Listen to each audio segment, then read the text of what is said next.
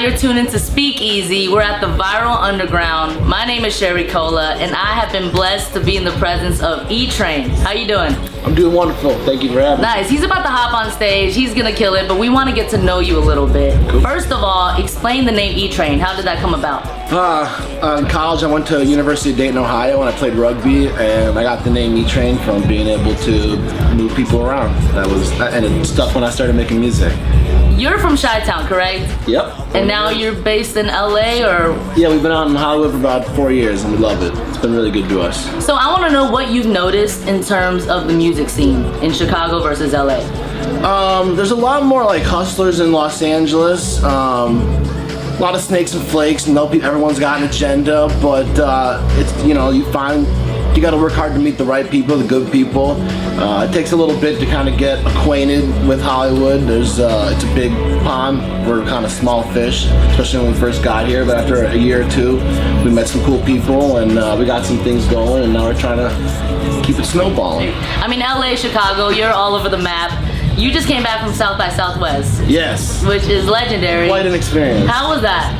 It was awesome. It was my second time in Austin. I went out and did some unofficial showcases 2 years ago, and it was a ton of fun, but it wasn't like this year. I was actually an official artist on the Miller Lite stage at the Up Rocks house. It was a killer show.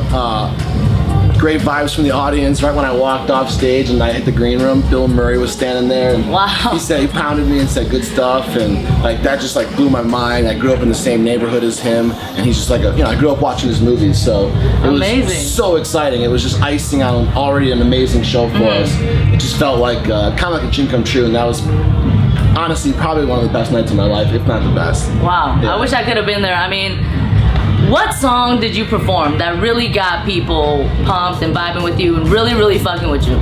Well, people were there to see Best Coast, so there was like a lot of like rock people there, and it was an interesting crowd. They love hip hop. Even that Future was there too, which is awesome. But it was a really diverse crowd, so I wanted to do something that was like turned up enough, but kind of had some soul and had some kind of a message on who I am. So I have this song called America, and it's on a great sample from a singer named Charles Bradley. He was a 40-year-old James Brown, 40-year working James Brown impersonator, and after James Brown passed away, he started making his own music, and it's incredible, beautiful soul music.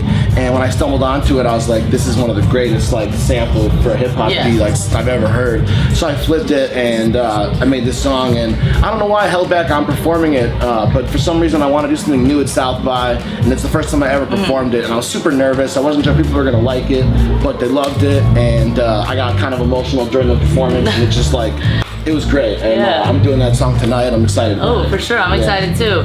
Speaking of your music, Imagination of Mr. Mahalo, that was amazing. I mean, from the production to the vocals, did you produce all that? I produced it from the ground up, did the art, like you name it, anything creative with it, that was that. Self-made, nice.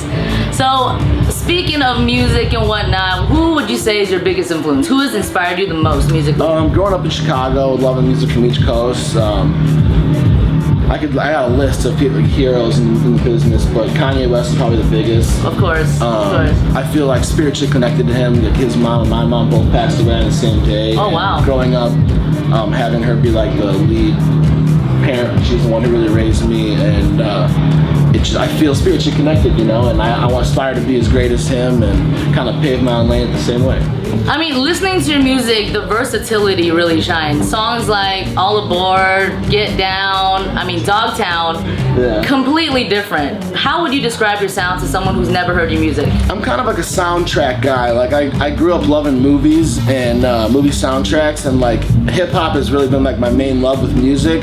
So to be able to create a scene with like every song, I kind of like can draw from the sad scenes and the happy scenes and stuff that's like really epic. So I want to make like emotional music, so when I'm feeling sad I make a sad song, when I'm feeling happy I make a happy song.